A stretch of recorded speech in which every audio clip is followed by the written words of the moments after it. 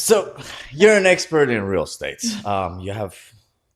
You're a broker. What's the name of your company? Kiani Kiani Realty? Realty, yeah, Nice. And you run the Texas Triangle, Dallas, Houston, Austin. correct. So what happened that you take a break from that, or I don't know if you might be doing it full time. When did you decide that you want to take this role into becoming a community organizer, go advocate for the people of Iran? It happened overnight, believe it or not. Um, I felt like I was building my business, I was growing my business, and now I do have the opportunity to speak up. Mhm. And it was time. I couldn't just be silent. So overnight, I became this, I don't know what I can call myself, organizer, activist. Like I literally don't even have any zero background. I just knew that now that I do have the voice, I have to use it. I couldn't just be silent anymore. Do you remember when that night was? When did that switch got flipped for you? Yeah, I remember as soon as they mentioned how many people got killed by Iranian Islamic Republic, and I couldn't even hold myself back anymore. I was like, that many people that are in my age and way younger, they never Mhm. experienced freedom, Betty. Can you even imagine that? Like you was born in a country that the government was controlling you, and instead the government listen to you or help you or give you the freedom of a speech or make you grow. Mhm. They controlled you. They always were in that dictatorship. And one day they decided to come outside on the street barehanded without anything to just ask for their human rights, basic human rights. Mhm. And they got killed. So it means those people that they were less than 47 years old that they died, they never seen a free word. And that broke my heart that a 20 years old or 13, Yeah. 13 years old girl that had such a bright future or so many dreams, they died just because a dictatorship regime didn't want them to see freedom. That age group is mind blowing. I was looking up that number a few days back, and it was like 75% of Iranians are under 40.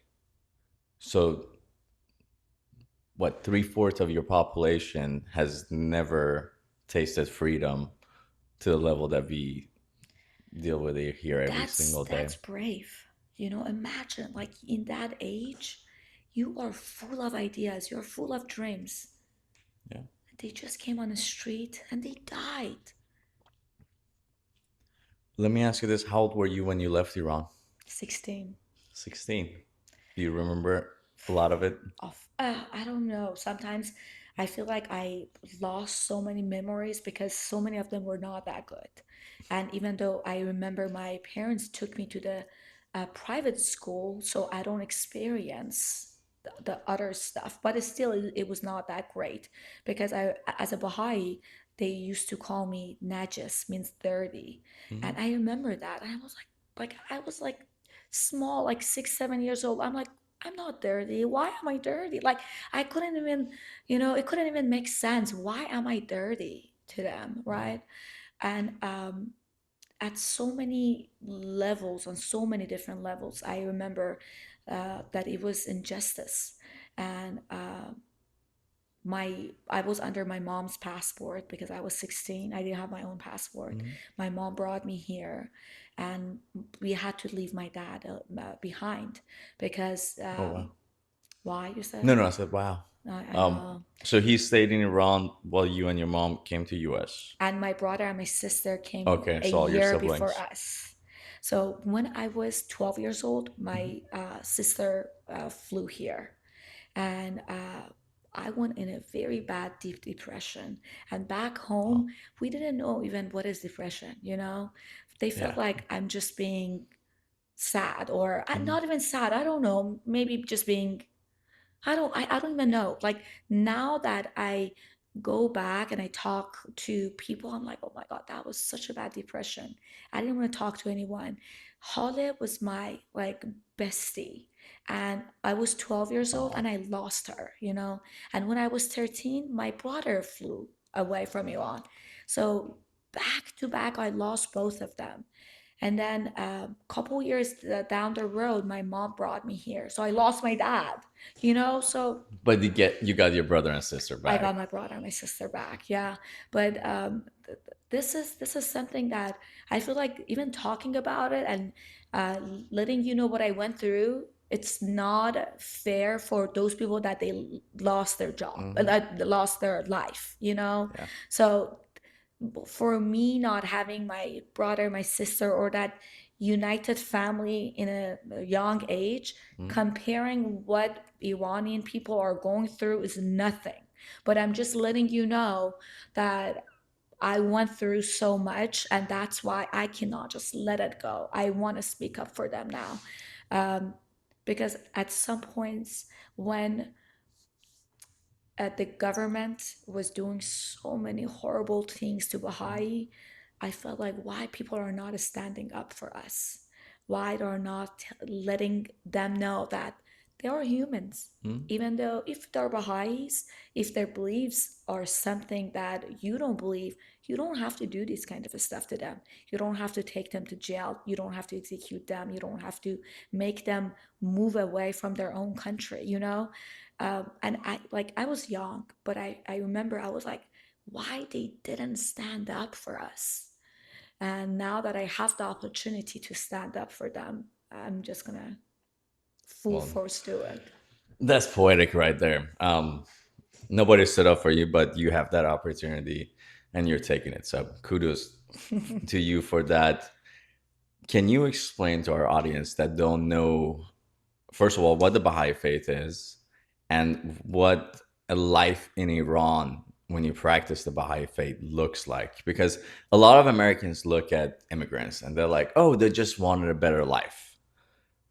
That is always true. Everybody who comes to America, they want a better life. But sometimes, for especially the Baha'i community in Iran, it's a difference between life and death. It's a difference between opportunity and stagnation for the rest of your life. If you can put that into your own words. I'm gonna be short, but Brian, my mom was telling me a story that I would like to Mhm. share with you guys. So, you know, 50 plus days ago, when they executed or they killed that many young people and they put it in the a plastic black bag. Do Mhm. you remember Yeah, that? A few days ago, like yeah, not even 2 months ago, right? yeah. My mom was telling me that she experienced the exact same thing when in the beginning they killed the beginning of Islamic regime, they killed her cousin, and my mom and her aunt, they have to go open up all these plastic bags to find her cousin. And my mom was way younger because the cousin was almost her age, and she was keep throwing up, and she had to leave the room and go back and start searching again. So this is something that Baha'is they experienced at 47 years ago or 46 years ago. You know what Yeah. I mean? Hmm. So what happened is like they are doing it to other people too. They did it to us as a Baha'i, and Baha'i it's a religion of unity. It's a religion that came after Islam, and I'm guessing maybe that's why they don't like us because they are Yeah, saying that we are the last one and no one else should be after us. I'm guessing maybe that's why yeah. back home they didn't like us. I'm not saying all Muslim are like that. I'm just specifically talking about the experience that I went through in the Islamic Republic of Iran, and whatever they were practicing, they did that to us. We were not allowed to continue our education after high school because in Iran there is a form that it says like, what is your religion? Can you believe Wow. that? We have to Imagine write, that. like, imagine you go to a job interview and they ask you, what toothbrush do you use? Isn't it personal? Exactly. Like, why do you want to What do you force need your that own for? toothbrush into my mouth? Right? Like, this is my toothbrush. That's yours. And let's just, you know, Yeah, you stick to yours, I'll stick to mine. right? So if you write down on the form that you are Bahai, Mm. which we had to because we were Bahai, you were not allowed to continue your education, even though formal jobs. Wow. So most Baha'is, they had to find a way. They used to say it kara azad. Hmm. Like they had to find different ways to make money because we couldn't have a formal job. Free trade. Uh, I remember my first day of school when I got there in Iran too. There were a bunch of kids already there. I don't know how they knew I was coming to school with like little rocks in their hand and like Najas, Bowie Psych. So those, I like those memories though. You want to know, it's like everybody faces racism, but I would rather the racist guy tells me he's racist. So if I somebody agree. comes at me all negative, it's like, oh, you're this and that. Good, good. Brian, you can cut No. this part off, but I have to tell you this story. I went to school 1 year earlier than others, right? I was six Okay. years old when I went to my first year First of grade. first grade, right? So I went, and I'm from Babelsa, such a small city. So Mhm. everyone knew my dad, and everyone knew I'm Baha'i, right? I Yeah. didn't have to mention it. So I remember uh, one cute little bitty kid came to me and said, I've heard you're Baha'i. And I'm like, yes, I am. And she was like, I've heard that in Baha'i gatherings, you guys turn the lights off and throw underwears up and down. And whoever picks the other one, they go home with that. And imagine I was a 6 year old and she was a 7 year old. I'm like, what the? And I was like, what? Is that what they do at home? I'm like, maybe they don't invite me to that event. So I come back home and my mom, and that was a public school, by the way. And my mom was, you have no idea how sad she was that a 6 year old girl got exposed to such a bullshit, you know? Yeah, So that's when they decided to move me to a private school. They thought it's going to for be good better. reasons. No, I mean, same shit, different smell, but I mean, I still remember. I still remember those kind of stuff. It's wild. Now that you said it, I had people touch my head when I was in school, and I asked them, like, "What are you doing?"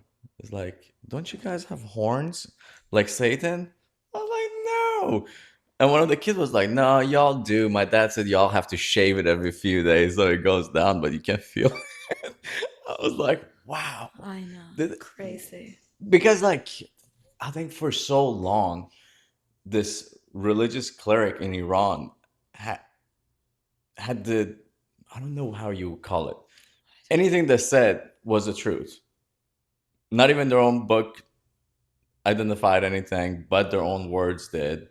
And they've been doing it for 46, 7 years, manipulating their power to just target everybody. It's not just us.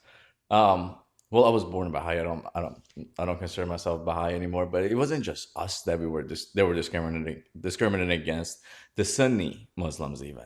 That's what I'm saying. Their reality is I harsh in agree. Iran too. I agree. Now that I see people are united, I love that because for so many years, this regime Hmm. uh, very carefully made us to start hating each other's. Like hate Yep. Baha'is because of this BS they made up that doesn't even exist. Hate Sony because of that. Hate the Kurds. Hate the Turks. Hate all Yeah. these different regions. Hate the Rash. I mean, I can go on and on that the stuff that I mean, they brainwashed. They brainwashed their own people against each other's. But guess what? Now we are all united. We There you all know go. what we want. Every bullshit story is sold till it's not anymore. And it's Hmm. speaking of being divided, and right now the Iranian community inside and outside of Iran are getting united. And there's a figure that we cannot have this conversation and not talk about, the Crown Prince Reza Pahlavi. How do you think his role is in this situation today, and how can this role translate to a future tomorrow? Do you want Pahlavi to lead this transition from your personal view, or lead it now and then be there in a few in a free Iran down the road? So my personal view doesn't matter. As I Mhm. mentioned earlier, I'm not a politician. I'm not an activist. I don't know who I am. I'm just a Kiani that used to, You're a child of God. so, but what I really want all these viewer do Mhm. is please go ahead and read پروژه شکوفایی. Mhm. What Reza Pahlavi wrote regarding all these transition moments. So I literally think every Iranians are united above about Reza Pahlavi, because we all agree that he is the one to lead and transit us from transition leader Mhm. from this regime to the next. We just want a freedom to be able to vote freely, clearly. You know what I mean? Mhm. Then you can go vote for whoever you want. I can go vote for whoever I want. If you want King Reza Pahlavi, go vote for King Reza Pahlavi. But now we are just literally asking people to get united and let him give us that opportunity so we can go vote, Yeah. which we couldn't do for the last 47 years. When was the last time you were in Iran? When you left at 16, did you ever go I back? went 3 times, if I'm not You mistaken. went Yeah, 3 times. I went three When was times. your last time?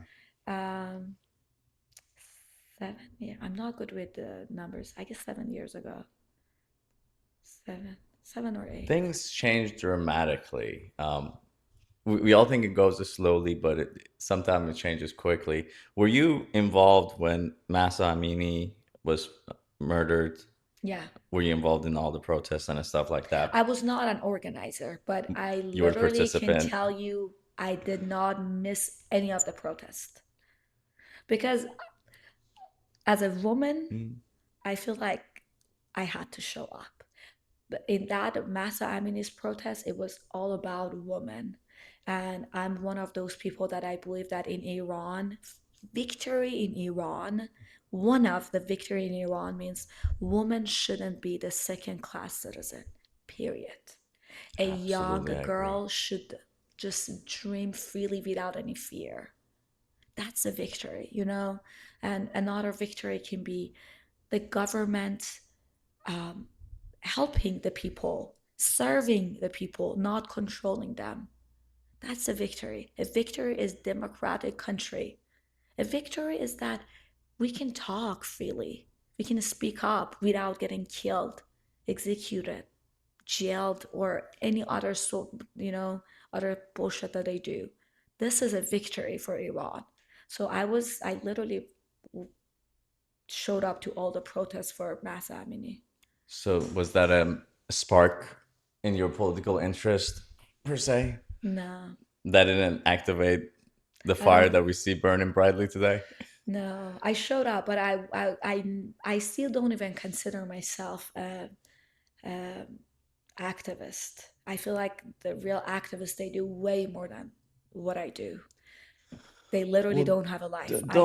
don't cut yourself short. You run three different offices, and real estate takes a lot of your time. I'm a real estate broker. I couldn't deal with clients myself because of how much time you have to devote to your clients. That's if you want to be a good real estate agent or a broker. But the way that I've seen you and other people in your team operate, I have worked in politics for the last 15 years or so. Paid act paid operatives. They're not activists. They're paid operatives. That's their job to do what y'all do. Don't function at the level that you guys are Thank functioning. you. So you're definitely doing it professionally. Thank you. And one thing I want to point out, I know this revolution has been called the Lion and Sun Revolution. I think we need to change it from lion to lionesses. I And inside agree. of Iran and I outside of agree. Iran, I love there's it. women like you that are leading the charge. And it's not just Houston. I talk to people from LA, I talk to people in Toronto, and I talk to people in Europe. Women's role in this movement is huge. I Inside agree. of Iran, too, you see those brave women going against the I armed know. men and not backing down. Like, if that's not a lioness, I don't know what is. So, I agree. kudos to y'all. I think Thank you. when this revolution finally happens, and I think that day sooner it would be y'all's revolution. more than everybody else. You earned it. I cannot wait. I cannot wait.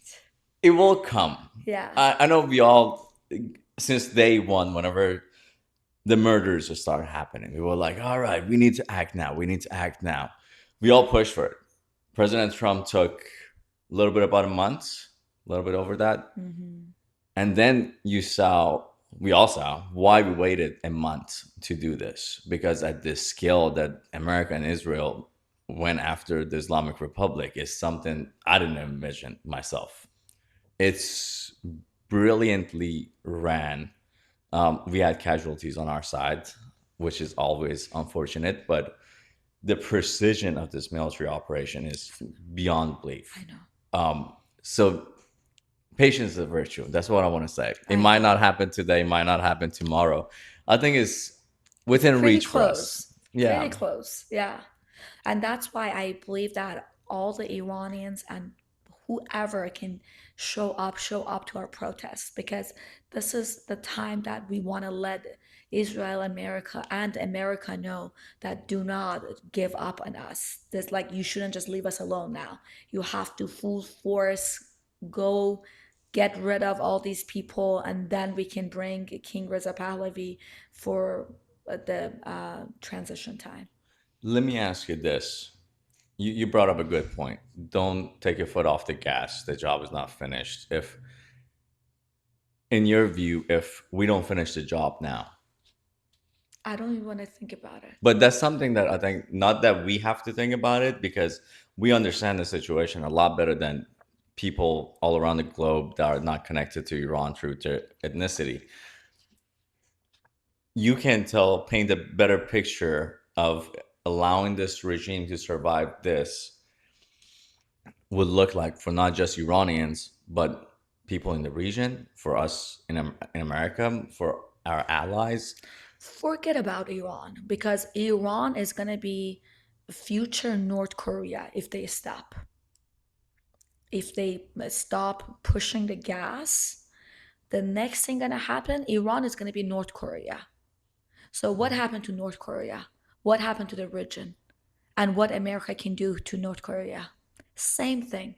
Like, I don't even have a doubt. Like, forget about my people. Like, they are going to be done for the rest of their life. Mhm. And what's going to happen to the region? You guys cannot even say anything to Iran. And on top of that, right now, there are so many Middle Eastern countries, which I'm not going to name them, that they stand behind Iran, and Iran is bombing them. Yeah. What a lunatic is running this country. Who is even running this country? And imagine if they put their hands on the stuff that they would like to put their hands on. Then what's going to happen to the region? What's going to happen to the globe? We don't want that. So that's why sometimes I feel like these people that are saying no to war, they don't see, if this war ends and we are not done with Islamic Republic of Iran, what's going to happen to them? You What's going grew to up in happen to their, Iran. What would yeah. the Islamic Republic do with a nuclear weapon? If they get it today, what are they going to use it on tomorrow? So I live in Iran. I know how they think. They think the only great humans are Muslims.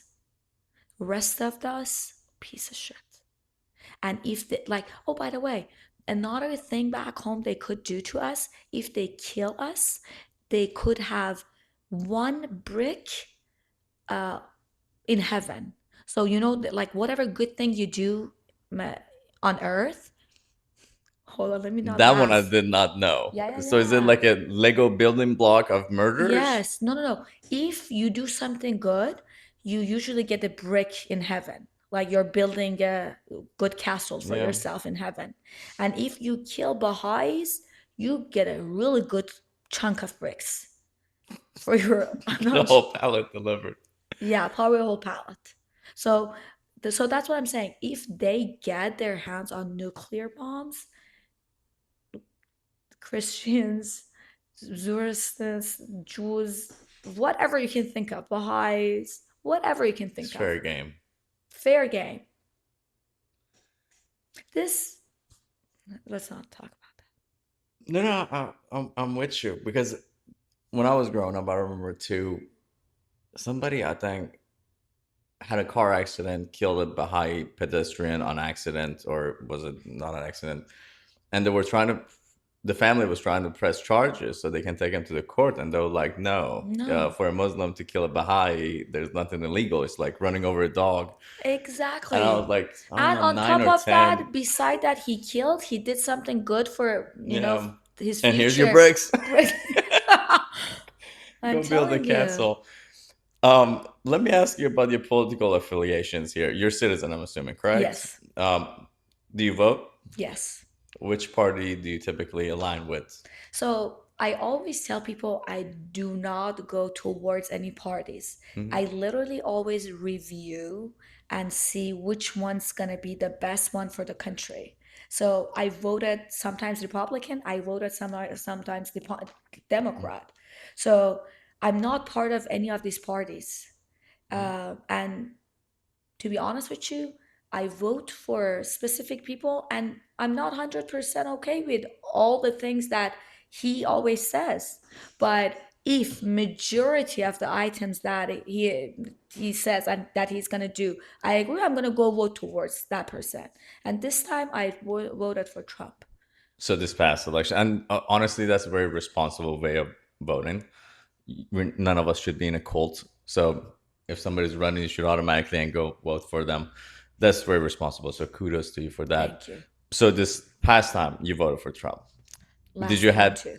did you last time too? Yes. All three times? Two times. Two times. So 2020 and 2024. Did you had Iran on your mind when you casted that vote? Did you envision a time that would be today? And Yes, I did. I was sure Trump is the guy. I'm not even joking. You have to ask my family. I always knew Trump is the one that can do that to you for Iran. I'm serious. I always knew that because during Obama and Biden, I've noticed that Iran got money, you know, they cherished Iran, and mhm. Iran got all those money and fed Hamas, so many other terrorist Yep. group, and they even got bigger and bigger. I mean, it got worse for globe, worse for the region, and everyone you can think of. So I knew Trump is the one because the first time that Trump ran, Mhm. Iran had such a hard time, Yep.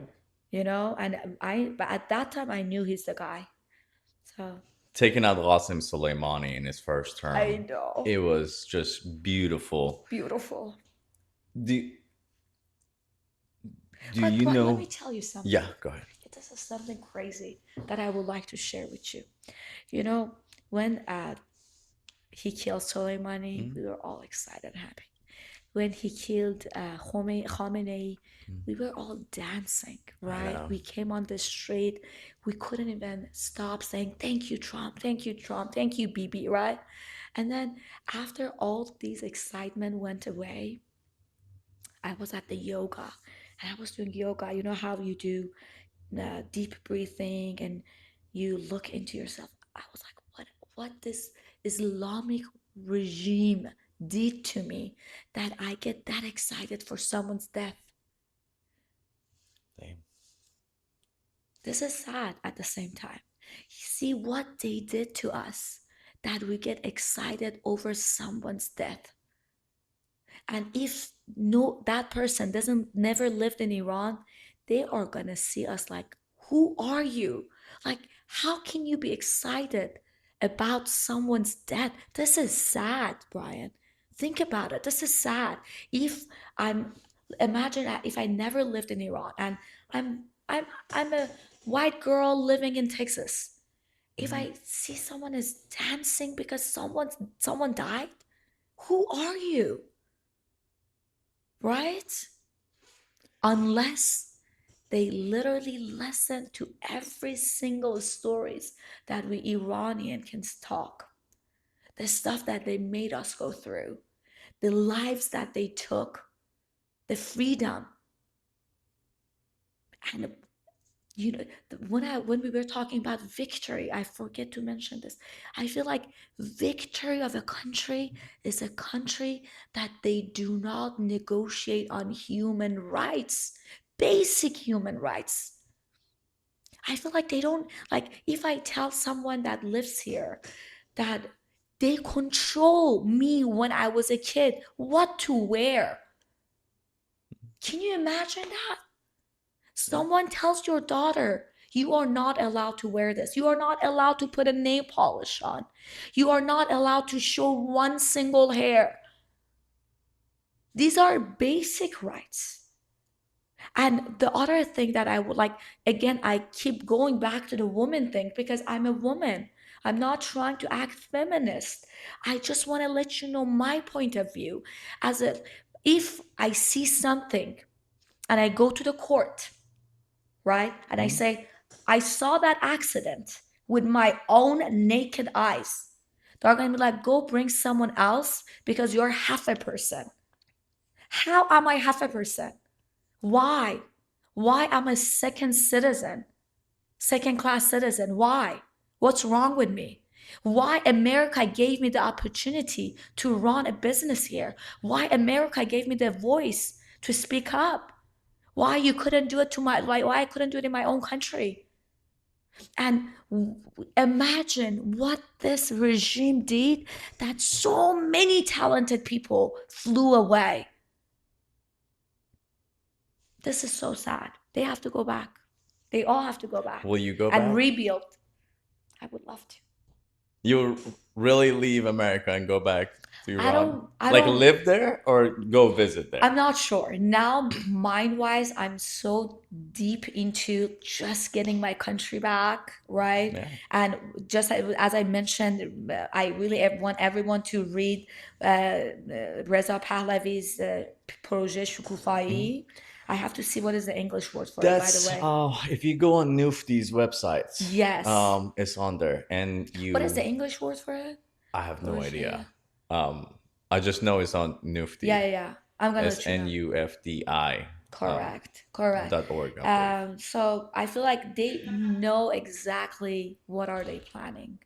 No, no, the plans are beautiful, and like you Really, said, there's so many successful Iranian Americans out here because 90 million people inside of Iran. There's 10 million of us outside. Imagine a nation that lost 10% of its population because the conditions at home are not livable. But the people that are, I made a video about this the other day.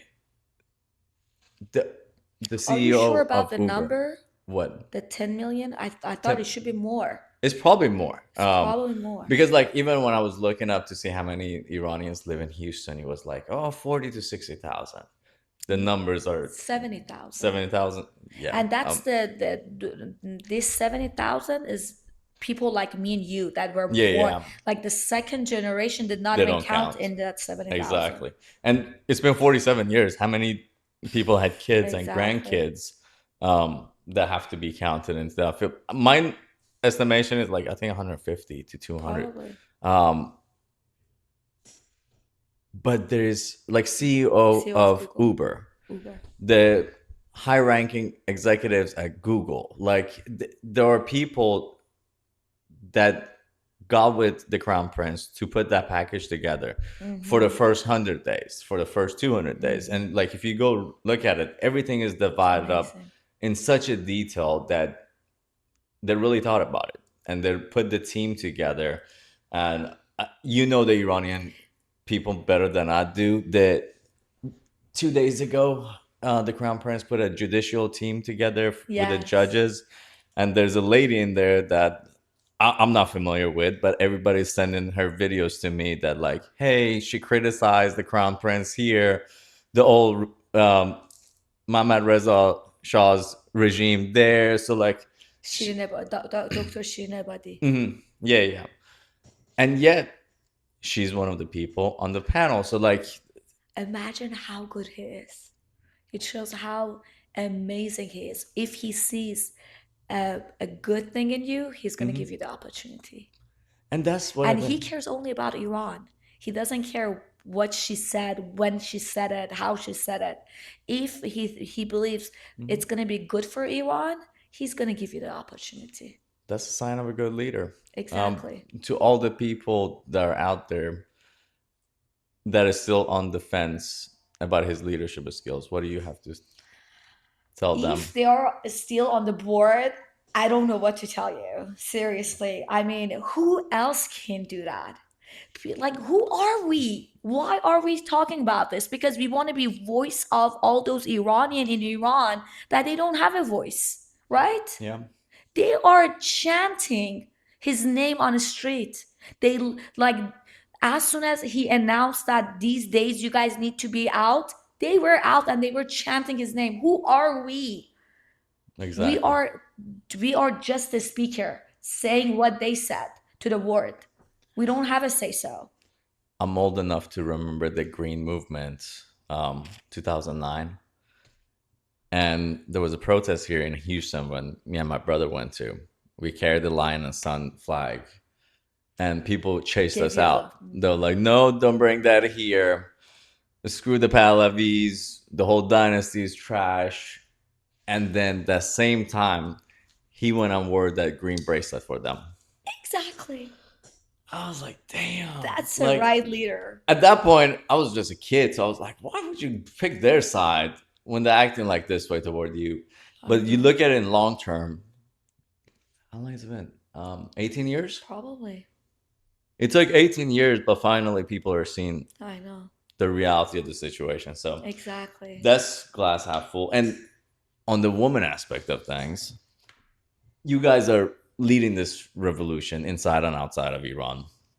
And if there is a tomorrow of Iran that Reza Pahlavi becomes the king, we're gonna think probably have the first queen in Iran's history at that point. I don't know if it would be the first time, but that in itself would be historic. I don't I know which one know. of his daughters are the oldest, I but guess newer. that's newer. Yeah. Is that the one? Just to speak in Nufti's event. Oh, okay. Yeah. Are you part of Nufti as well? I'm not part of Nufti, Nufti. but one of the organizer is the president of Nufti. Okay, Mr. Great. Shapar. Yes. Yeah, great guy. Yeah. Oh, anything else on your mind? Is there an event this week? Yes. Okay, this One Sunday? tonight and one on Saturday. One tonight? Because Reza Pahlavi announced that a Thursday before New Year, he wants all Iranians to go in cemetery and show respects. That's for us as well. So we don't have So the Javid soldiers. Nams, Yeah. right? So that's why Well, we we have are. 13.